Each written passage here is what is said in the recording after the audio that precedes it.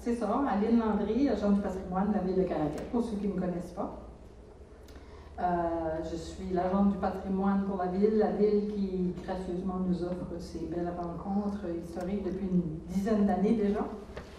Avant de débuter, quelques petits messages d'intérêt, puisque après la conférence, on a tous hâte de s'en aller pour le thé et les galettes, fait que je pose mes petits messages avant. Quelques petites nouvelles de nos activités en lien avec l'année 2025, parce que l'année 2025, comme vous l'avez certainement entendu parler, c'est le 150e de l'affaire Louis Mailloux. L'événement, justement, qui a été désigné le mois dernier par la Commission des lieux et monuments historiques du Canada comme un événement d'importance historique nationale. C'est pas rien. Puis la prochaine activité, on a déjà tenu quelques rendez-vous d'histoire sur le sujet. Puis la prochaine activité de notre programmation, il va avoir lieu demain au village historique acadien. Il s'agit d'un colloque sur les droits linguistiques des francophones du Nouveau-Brunswick depuis l'affaire Louis Mailloux. Vous y êtes tous et toutes cordialement invités. Et c'est à compter de demain matin à 8h30. La programmation complète est en arrière, dans le foyer sur le mur. Vous allez voir, on a au moins 7 conférenciers, dont notre conférencier ce soir fait partie de la cohorte de demain. C'est pour ça qu'on a été chanceux de l'avoir ici avec nous ce soir. En juin, il y aura le lancement de l'exposition du Musée acadien de Caraquet, toujours avec la même thématique de l'affaire Louis Mailloux. Il va y avoir un circuit historique qui va être élaboré sur la place des événements, un peu partout dans la ville. Ça s'en vient aussi. On va vous présenter ça avant la saison estivale.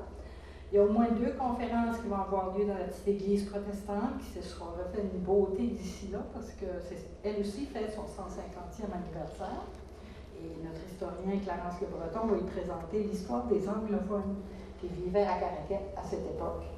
Et toujours en lien avec l'affaire Louis Mailloux, quel a été leur rapport dans cette histoire. En août, il y aura une rencontre des familles Mailloux et le dévoilement d'une pierre tombale de Louis Mailloux, n'avait jamais été fait. Donc, passer le mot au Mailloux, ils s'inscrivent à cette belle rencontre, ça va être dans le temps du Festival acadien. Et aussi, dans le cadre du Festival acadien, il y aura un concert symphonique intitulé Louis Mailloux Plus, avec le producteur délégué Calais Dudulé. Et en octobre, une pièce de théâtre sur le procès de l'affaire Louis Mailloux. Elle sera présentée par le Théâtre populaire acadien. Évidemment, tous les détails de ces activités vont se retrouver sur le site web de la ville et on va vous en faire part dans nos messages qu'on vous envoie, nos invitations et tout. Avant de poursuivre, un petit rappel de fermer vos cellulaires, s'il vous plaît. Je ferme le mien aussi. Juste avant de vous présenter notre conférencier, je demanderai à Patrice et Louis Mallet de la Société historique Nicolas Denis, qui sont ici ce soir, de vous dire un petit mot.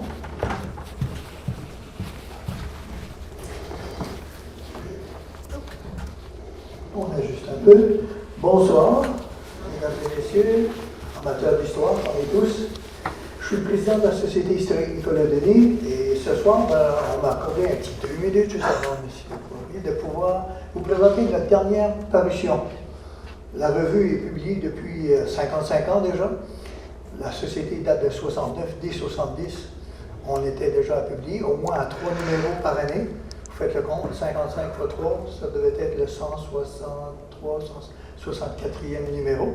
Et à l'intérieur, notre un membre fondateur, membre honoraire, Fidèle Thériault, écrit sur l'affaire Louis Mailloux. On est avec une couverture, par contre, qui est plus que de la péninsule acadienne.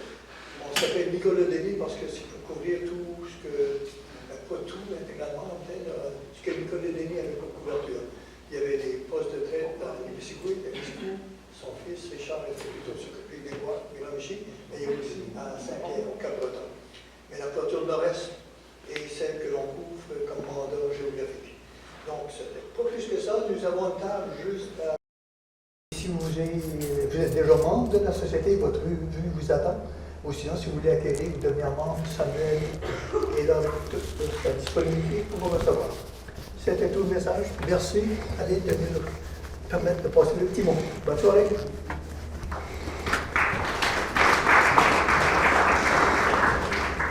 Alors, place à notre conférencier, Marc Poirier. Petite présentation, Marc œuvre dans le milieu journalistique depuis plus de 35 ans. Après avoir couvert l'actualité pour le quotidien néo-brunswickois L'Acadie Nouvelle, Marc a été reporter aux affaires publiques à Radio-Canada en Atlantique pendant 22 années. Mordu d'information, après avoir pris sa retraite de Radio-Canada, il se joint à l'équipe de Franco-Presse en 2019 et devient le coordonnateur de l'initiative de journalisme local de Réseau Presse en 2021. À Franco-Presse, Marc se spécialise dans les enjeux linguistiques et est aussi responsable du Rétroviseur, un récit journalistique historique. Parallèlement, il signe des chroniques sur l'histoire acadienne pour l'Acadie Nouvelle depuis 2020. Ce qui nous l'amène d'ailleurs ici ce soir, puisqu'il nous présente quelques-unes de ses chroniques d'histoire acadienne publiées dans son tout nouveau livre « L'Acadie avant la salle ». Et le livre est disponible à l'entrée. Vous êtes invité à vous en procurer une copie. Alors, sans plus tarder, Marc.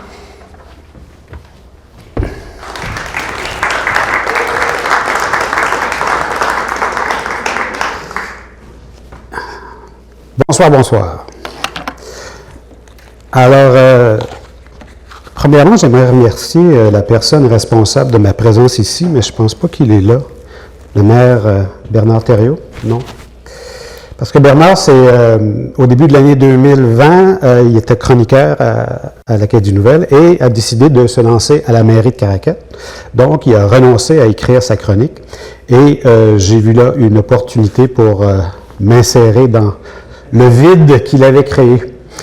Et c'est là que j'ai commencé mes chroniques à l'Acadie Nouvelle. Deuxième chose, j'aimerais dire que je ne suis pas un historien, mais je m'inspire de Lisa Leblanc pour dire « Je ne suis pas un historien, mais j'aime ça prétendre que je suis ». Mais quand on n'est pas historien, il faut, une des bonnes choses, c'est de côtoyer des vrais historiens et d'avoir de l'aide de ces historiens-là. Et ce que j'ai eu le privilège d'avoir dans la personne de Maurice Basque, l'historien bien connu, que je connais depuis plusieurs années, depuis mes premières années à Radio-Canada. Maurice animait une émission à ce moment-là et depuis ce temps-là, il m'encourage dans mes aventures historiques, il me propose des sujets et c'est lui qui signe la préface de ce livre-là. Il a aussi fait la relecture complète de ce livre-là avant que ça aille à la maison d'édition pour s'assurer que je disais pas trop de bêtises. J'aimerais remercier aussi, finalement, mon partenaire Marie-Renée Duguay. C'est elle qui a fait le PowerPoint parce que j'avais pas le temps. Alors, s'il est beau, c'est grâce à elle. Donc, quand j'ai su que je venais faire une conférence ici, un petit peu, quelques mois avant que je commence, j'ai réalisé la quantité de souvenirs que j'avais dans le coin de Caraquet. C'est assez impressionnant. Mes grands-parents paternels, en fait, sont enterrés... Je ne sais pas où on est, là, mais par là, dans le cimetière, juste à côté. Ma grand-mère Poirier, qui était une cormier, a passé sa dernière année de sa vie au foyer Beau Séjour, juste à côté. En même temps que ça, je faisais ma deuxième année au collège, au couvent de Caraquet, avec Sœur Adèle Haché. Donc ça, c'était en 1970. On remonte dans le temps. Un de mes premiers petits boulots à Caraquet, c'était de ramasser les cartes de bingo et les tables après le bingo au Colisée, si je comprends bien où est-ce qu'on est. J'étais aussi enfant de messe à l'église, en face, notamment avec le père Fortuna Maigrat. Plus tard, j'ai fréquenté la polyvalente Louis Mailloux. J'ai passé beaucoup trop de temps et dépensé beaucoup trop d'argent à la bagatelle. C'est même dans la tente derrière la polyvalente où j'ai vu 1755 la première fois, le groupe. Et après quelques années d'errance, d'erreur de jeunesse, là, on va passer par-dessus, je suis revenu à Caraquet, j'ai commencé ma carrière journalistique à l'Acadie Nouvelle, encore une fois au Vieux Couvent. Donc, dans la cave, c'est là où étaient les bureaux de l'Acadie Nouvelle à l'époque. Là, on parle de 1985. Donc, c'est juste pour dire combien la richesse de mes souvenirs dans ce tout petit coin quand même hein, de Caraquet. Bon, on va passer aux choses sérieuses. Donc, mon travail de chroniqueur, je vais attraper ceci. OK. Comme je le disais, donc, j'ai commencé à écrire des chroniques sur l'histoire de l'Acadie en février 2020, juste avant la pandémie. Ça, c'était ma première chronique à vie, en février 2020.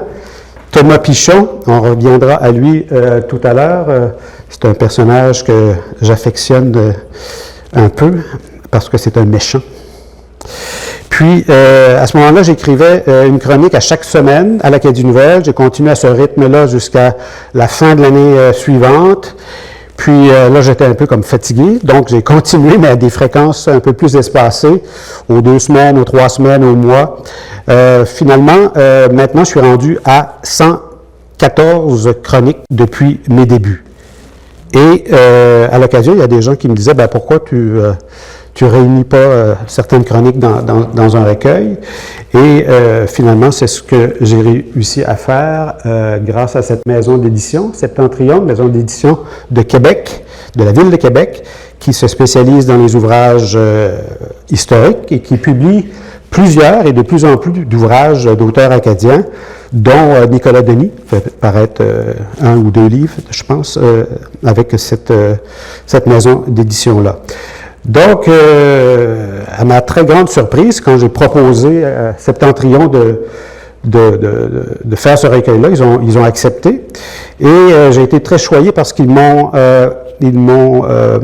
fourni une personne qui a révisé avec moi toutes les chroniques. On a choisi 40 chroniques, alors on a fait une révision et j'ai dû faire une réécriture, 2, 3, 4 réécritures par chronique. Là, c'était très rigoureux et ça a donné un produit, je pense, plus meilleur. Donc, tout ça pour dire que ce projet de livre a commencé à l'hiver 2023. C'est terminé avec la publication du livre en mars dernier, soit un peu plus de presque 2 ans plus tard.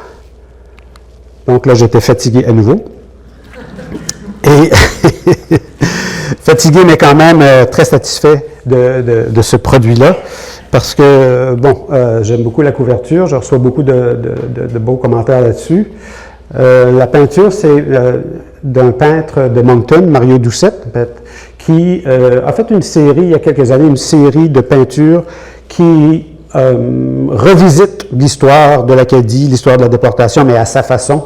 Donc, on voit l'homme au milieu, c'est Thomas Pichon, dont on parlait tout à l'heure, le traître, Thomas Pichon, qui refile des documents au commandant du fort Lawrence, qui était juste à côté du fort Beauséjour. Thomas Pichon était secrétaire pour le commandant du fort Beauséjour. Et on voit des Acadiennes en bas qui sont un peu les victimes de cette trahison-là. Donc, comme je disais, voilà, la peinture plus en détail. Là-bas, dans le milieu, là, on ne la voit pas très bien, entre les arbres, c'est le fort Beauséjour. Donc, on a, comme je disais, il y a 40 chroniques dans le livre. Ça, c'est une partie. J'ai pas voulu vraiment faire une série chronologique de mes chroniques, sauf les 4-5 premières. Là, j'ai voulu comme mettre la table sur ce que c'est l'Acadie, la fondation, le nom, les premières familles et tout ça, les premières années. Surtout pour les gens qui connaissent moins l'histoire de l'Acadie, donc qui pouvaient avec ça, au moins avoir une bonne base, avoir une idée d'ensemble de ce qu'est l'histoire de l'Acadie qui permettrait de comprendre un peu mieux les chroniques suivantes. Donc, la structure de ce livre-là, c'est surtout l'Acadie coloniale, donc la période du début, 1604. J'ai mis un point d'interrogation parce que les historiens ne s'entendent pas toujours sur qu'est-ce qu'est la fin de cette période-là, là, mais c'est après la déportation, quelque temps. Donc, quelques chroniques aussi du début du 20e siècle. Et voilà. Donc,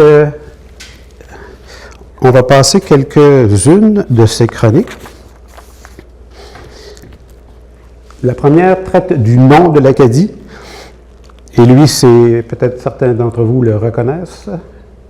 c'est Giovanni di Verrazzano, un Italien, qui a parcouru les côtes de l'Amérique du Nord dans les années 1500 et qui, dans son compte rendu au roi François Ier, il était là pour le compte du roi de France, il a parlé de l'Arcadia, donc une contrée un peu pas très très définie où est-ce que ça pouvait être, mais on l'a situé par la suite vers le Maryland, la ville de Washington actuelle, dans ces coins-là.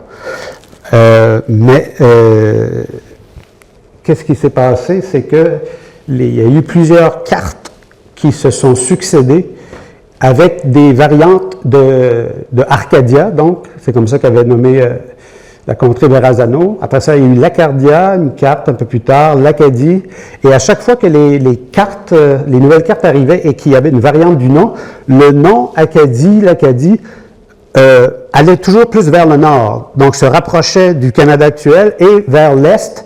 Finalement, vers 1604, on voyait des cartes qui avaient l'Acadie ou l'Acadie en deux mots, tout près des provinces de Maritimes. Alors, le nom a vraiment migré et s'est transformé. Et c'est là où est arrivé ce nom-là. Il y a aussi une des hypothèses que le nom Acadie provient de noms de toponymes autochtones ou de mots autochtones, parce qu'il y a plusieurs noms autochtones chez les Mi'kmaq et les Malécites qui finissent par Cadi, comme Shubenacadie, Passamaquoddy, et certains ont cru que c'est de là que venait. Mais avec, comme je disais, là, avec l'histoire des cartes et tout ça, ça devenait assez évident que c'était presque impossible que les explorateurs, les Français, aient eu vent d'un toponyme ou d'un suffixe autochtone Cadi pour nommer eux-mêmes l'Acadie, en tout cas. C'est toujours pas 100% sûr, mais c'est à peu près ça où on en est aujourd'hui. Alors ça, c'est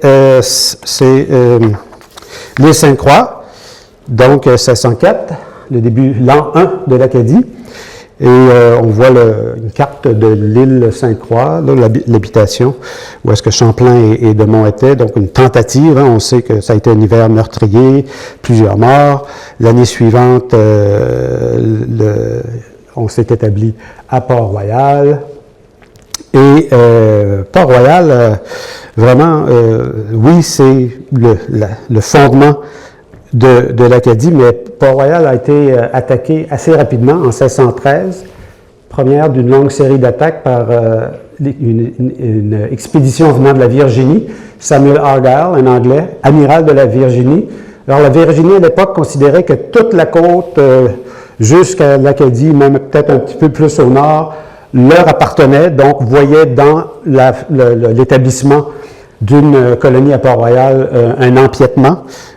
Et c'est pour ça qu'il y a eu cette attaque-là. Donc, Port-Royal détruite et refondée seulement vers 1639. Alors, lui, c'est Isaac de Razilly. C'est une autre chronique que j'ai qui s'intitule « La naissance du peuple acadien ». Parce que c'est vraiment lui qui amène les premières familles, les premiers colons en 1632. Il les installe non pas à Port-Royal, mais à la Ève, qui est sur la côte de la Nouvelle-Écosse, de la côte atlantique de la Nouvelle-Écosse. Quelques années plus tard, son successeur, D'Aulnay, va s'établir à Port-Royal, va faire renaître Port-Royal. Les premières familles souches, premières familles françaises à faire souche en Acadie, les Godettes, les Gautreaux, les Doucettes, les Boudreaux, évidemment. Il y en aura beaucoup d'autres. Un instant.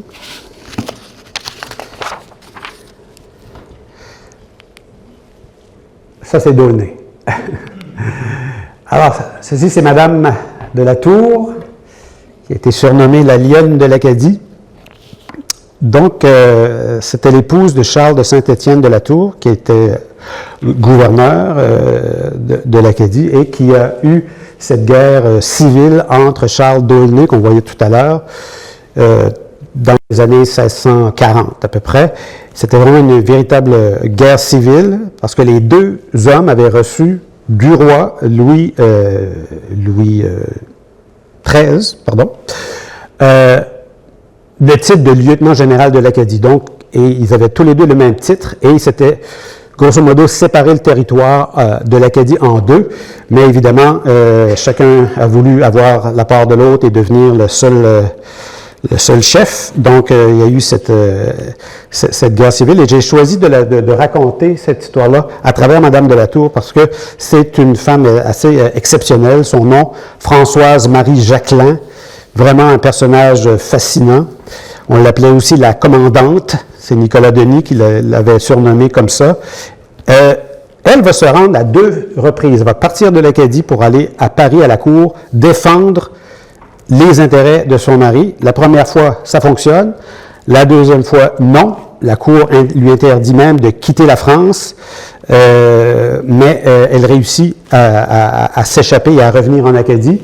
Et lorsqu'elle revient, bien, elle va prendre la défense du fort Sainte-Marie. Ça, on l'appelait aussi le fort Latour, c'est à l'embouchure de la rivière Saint-Jean.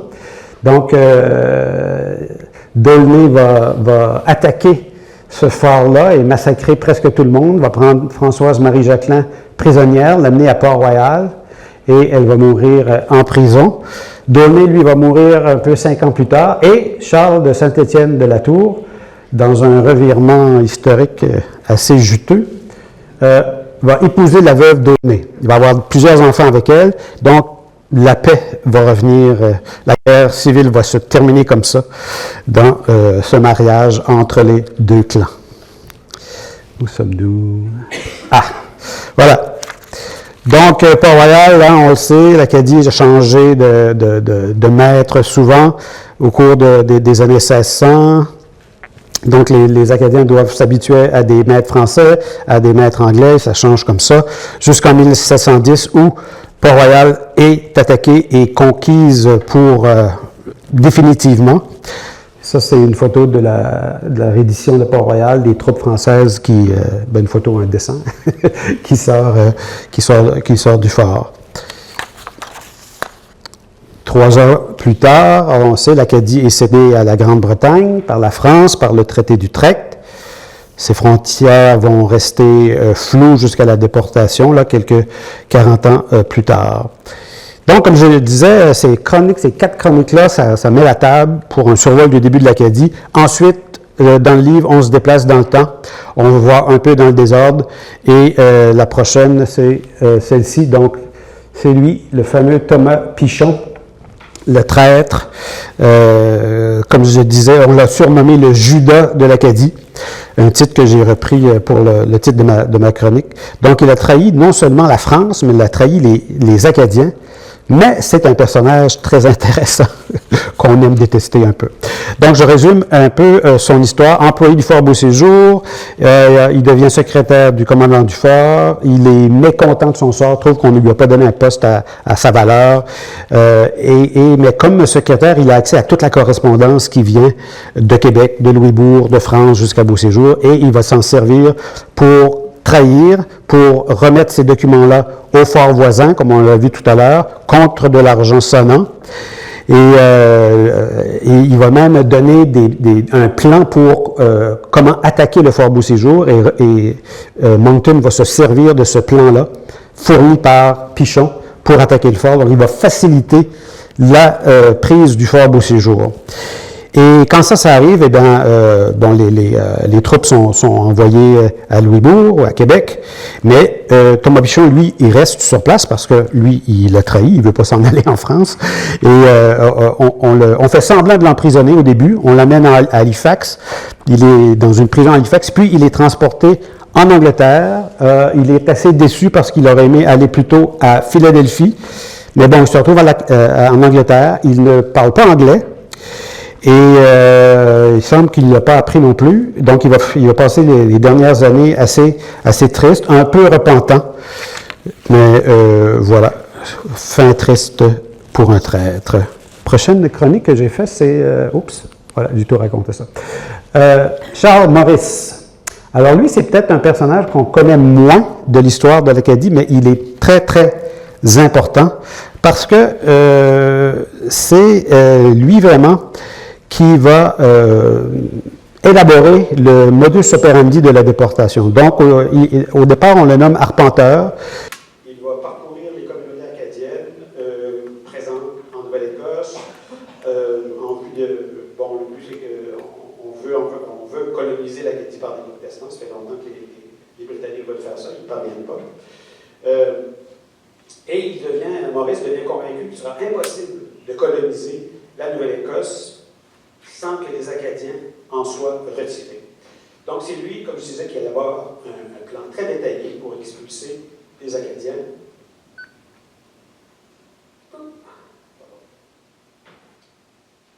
C'est ma première conférence.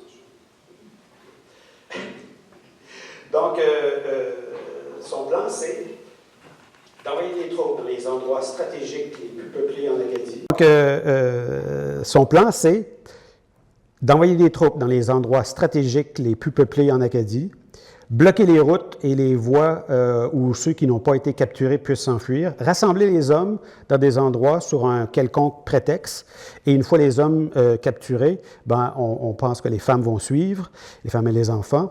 C'est ce qui va être mis en œuvre assez efficacement au Fort Beauséjour par Moncton, à Grand-Pré par Winslow, là c'était dans l'Église, à Pisiquid par le commandant Murray. Mais évidemment, ça n'empêche pas que des milliers d'Acadiens vont quand même réussir à fuir. Mais pour des milliers d'autres, c'est la déportation et c'est beaucoup grâce à ce bonhomme-là, Charles Morris. Notre chronique ici, c'est sur le baron de Poboncourt, de son nom Philippe Mius d'Entremont. C'est un personnage qu'on connaît peut-être aussi un peu moins dans l'histoire de l'Acadie. C'est l'ancêtre de tous les Mius, la famille d'Entremont. C'est le fondateur de Pobnico, dans le sud-ouest de la Nouvelle-Écosse, plus précisément appelé la région de Parlambas, qui se retrouve à l'est, au sud de Yarmouth. Et c'est un compagnon de Charles de Saint-Étienne-de-la-Tour dont on parlait tout à l'heure. Donc, la Tour va le nommer baron de Poboncourt, qui va devenir Pobnico. C'est une variante anglicisée beaucoup plus tard. Et ce qu'on sait peut-être moins, c'est que Pobnico a été fondé avant Beaubassin, avant Grand-Pré. C'est en fait le plus ancien établissement acadien, toujours habité par des Acadiens. Et je dis Pobnico, mais il y a comme 6 Pobnico. Il y a 6 ou 7 villages qui ont le nom de Pobnico.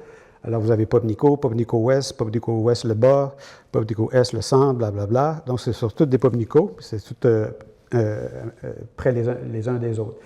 Et Pobnico-Ouest est le plus important, je dirais. C'est là où il y a le village historique acadien. Et ça, ce qui m'amène à dire qu'entre Pobnico-Ouest et Caraquet, il y a quand même plusieurs similarités.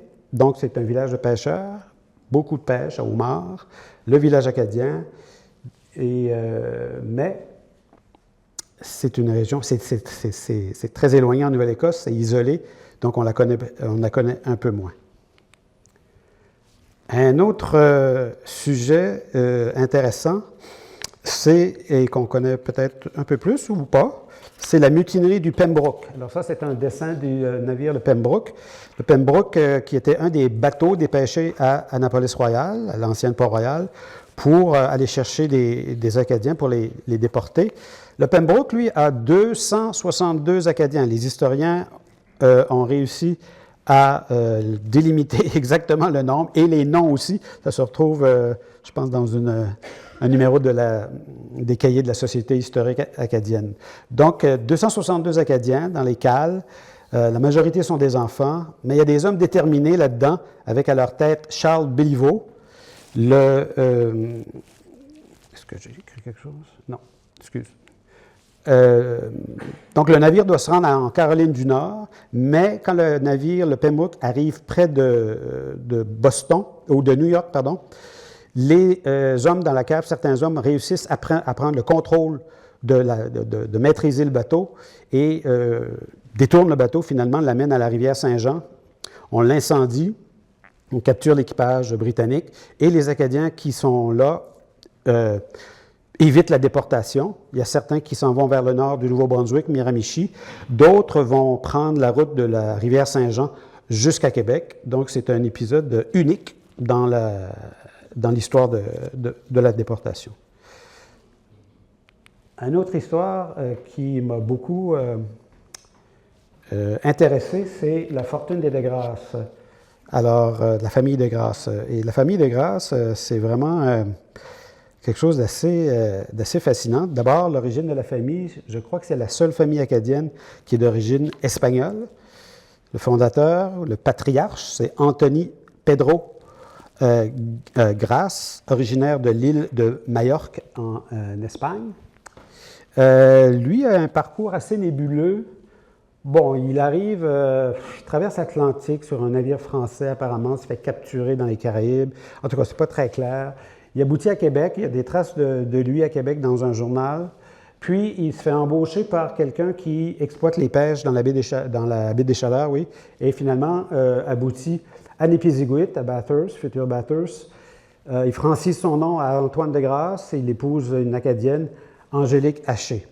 Et dès la deuxième génération, on est convaincu dans la famille de Grasse qu'Antoine est l'héritier d'une fortune colossale en Espagne et que les descendants y ont droit.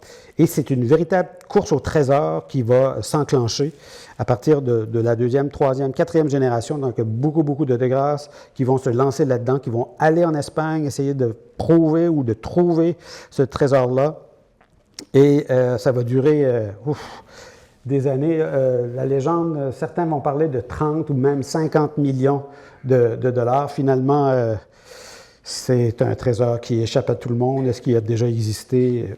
Aucune idée. Alors, mais cette quête-là est super intéressante. Ça, c'est d'autres chroniques qui ne sont pas dans le livre, mais qui ont rapport au coin ici, donc le Collège de Caraquette. On est probablement par-dessus les ruines. Gabriel Giraud, le Vieux Saint-Jean, que beaucoup de monde connaissait. Le raid Mackenzie, qui a capturé plusieurs Acadiens dans le nord, mais pas ceux de Caraquette, en tout cas presque pas. L'affaire Louis Mailloux, les Robins, le capitaine Saint-Simon. Je pense que je vais trop vite.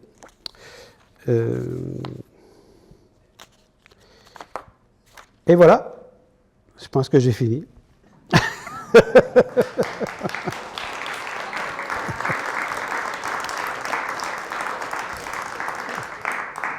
Oui? Tout ça se retrouve dans votre... Ben, les premières que j'ai expliquées, que j'ai montrées, sont dans le livre. Ceux-là, non, mais il pourra toujours y avoir un tome 2, on ne sait pas encore.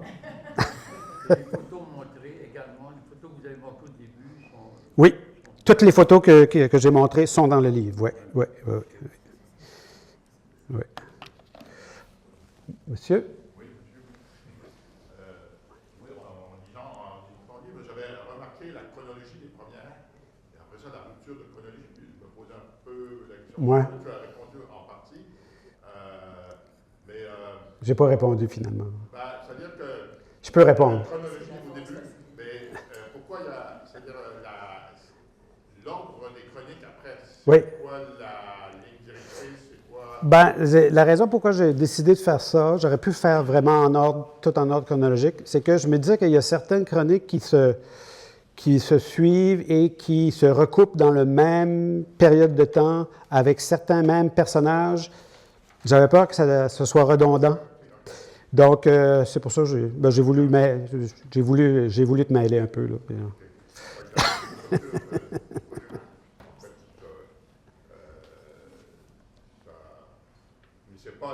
L'ordre n'est pas l'ordre de publication dans les nouvelles. Non plus. Non plus. Non. Non, parce que la première, c'était Thomas Pichon, comme je disais. Donc, il se retrouve dans le livre numéro 4, je pense, 5. Je te félicite, je trouve ça intéressant. Je n'avais pas lu les chroniques dans la nouvelle, j'en avais raté quelques-unes. Oui.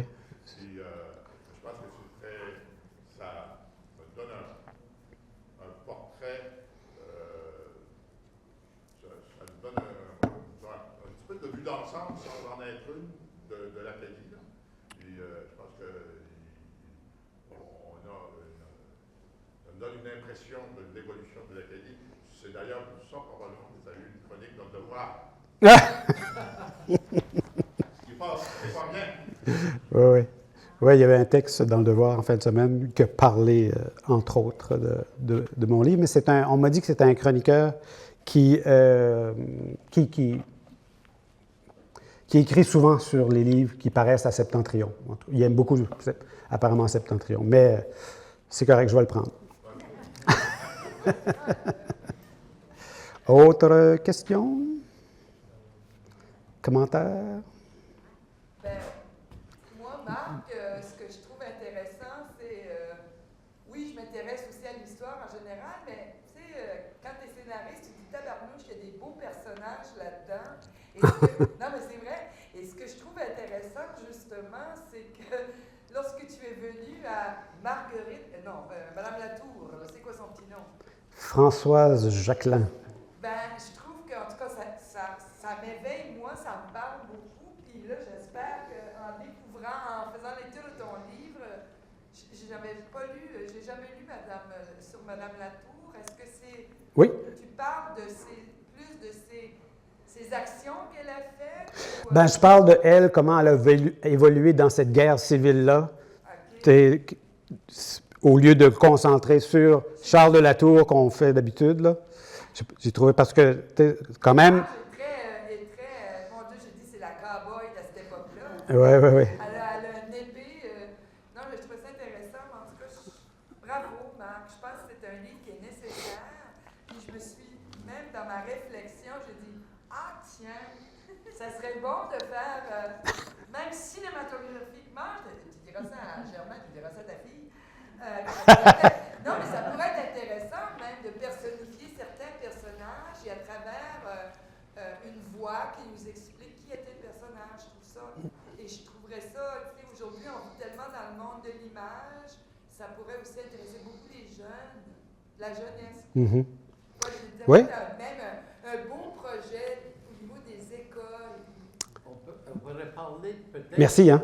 Merci, c'est nous qui te remercions. On pourrait peut-être parler de la petite histoire, des petites histoires Voilà. dans la grande histoire. Ouais. Oui. On connaît la grande histoire, mais les détails que vous nous donnez là, peu de monde les connaît. Moi, j'ai une autre histoire que je voulais mettre au début dans le livre, puis en tout cas, on ne peut pas tout mettre, mais il y a une histoire assez intéressante qui n'est pas très connue. C'est une famille Leblanc. Ça arrive, hein, des familles Leblanc. Qui a été déportée au Massachusetts, mais on les a installés sur des baraques proches d'un pasteur protestant. Et il s'est développé entre ce Leblanc, qui savait lire, et ce protestant-là, une amitié durable. Ils s'échangeaient leurs Bibles, parce qu'il n'y avait pas les mêmes Bibles. Les enfants jouaient avec les enfants des autres familles. C'est vraiment un exemple assez particulier de cohabitation très pacifique pendant la déportation. Il y a des petites histoires comme ça qui valent la peine de raconter. Intéressant, en tout cas. Il y a combien de personnages féminins, à peu près? Pas assez. Oui. Mais dans mes 114 chroniques que j'ai écrites, il y en a plusieurs. Peut-être pas assez qui se sont trouvés là-dedans. Puis, je dois donner crédit à Maurice Basse parce que lui, il me talonne souvent pour dire « Hey, parle de femmes, là. » Mais j'en ai quelques-unes.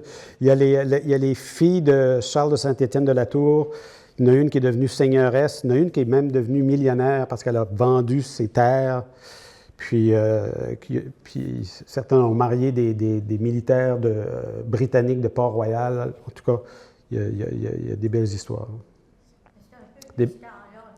C'était les hommes qui menaient la famille.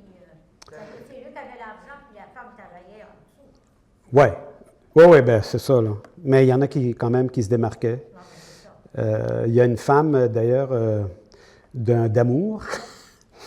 Il y avait des 4 frères d'Amour qui avaient reçu des terres, des seigneuries le long de la rivière Saint-Jean, proche de Fredericton. Et il y a une femme d'un de ces d'amour-là, une Madame Guyon. J'ai fait une chronique sur elle, mais elle n'est pas dans le livre. Madame de Freneuse, qui s'appelle, qui est devenue veuve. Elle s'est démerdée toute seule. Elle est allée à Port-Royal. Puis, c'était un petit peu une faiseuse de troubles, par contre, là, mais très un bon film. Ouais. Juste les films historiques.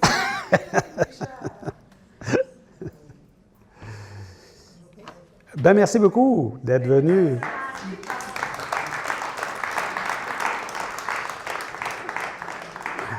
Merci beaucoup, Marc. Moi, ce qui m'intrigue, c'est les prochaines années. Collège de Caraquet, Gabriel Giraud, l'affaire Louis Mailloux, les Robins, le capitaine Saint-Simon. Il faut que tu reviennes, Marc. Oui, il faut que je vais essayer de les convaincre de faire un deuxième tome. La semaine prochaine? Ah oui! Merci beaucoup, Marc. En fait, Marc est un des conférenciers du colloque scientifique qui va se tenir demain au village historique acadien dans le cadre des activités qui entourent l'événement de Louis Mailloux. Je vais vous en parler un peu, justement. J'ai le programme devant moi pour demain. Donc, c'est un colloque scientifique sur les droits linguistiques des francophones du Nouveau-Brunswick depuis l'affaire Louis Mailloux. Donc, demain, on accueille à 9h Clarence Le Breton, qui va nous parler de la loi scolaire de 1871 au Nouveau-Brunswick et la révolte des catholiques. Ensuite, 9h50, Florence Hott, qui nous révèle les archives privées acadiennes dans l'importance de la défense du français dans le nord-est du Nouveau-Brunswick. Joël Béliveau, l'affaire Louis Mailloux, la crise scolaire du Nouveau-Brunswick et leur impact sur la politique partisane au niveau fédéral. Marie-Claude Rioux, qui va nous parler des écoles acadiennes en Nouvelle-Écosse ou Retour vers le futur. Alain Deneau, l'Acadie saisie par les humanités. Je ne le dirai pas après parce que c'est en allemand. Martin Paquet, l'émeute de Caraquet, expression acadienne des mutations de la culture politique canadienne. Et comme dessert, M. Poirier, Père Maurice Leblanc, transmetteur de savoir et de culture. Donc, ça n'a pas manqué, c'est demain, vous êtes cordialement invités, c'est gratuit, on vous attend le matin au village historique acadien. Entre-temps, je vous invite à aller de l'autre côté, j'espère que le café est arrivé, sinon on vient de m'appeler pour me dire qu'il y a un petit peu en forme, mais il y aura des galettes, du thé et du café. Je vous invite à continuer à partager entre vous. Merci beaucoup d'être venus ce soir.